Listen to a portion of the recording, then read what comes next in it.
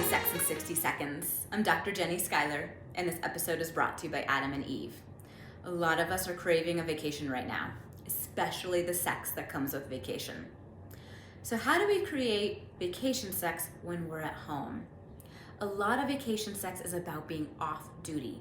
No chores, no stressors, nothing to take care of. So here's your challenge. Think about all the things you have to take care of in life, and then can you create a 2-hour window in your week, or at least twice a month, where you do none of these things?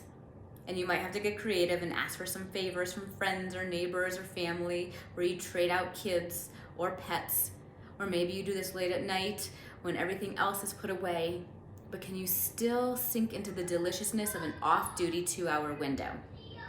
Here's the next invitation. Don't think about this as time for sex.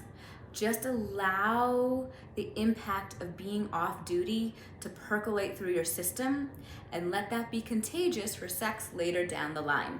It's a contagious effect, right? You're putting a deposit into your off-duty piggy bank so that you can call upon that energy maybe at the end of the 2 hours and maybe the next day and maybe a few days later.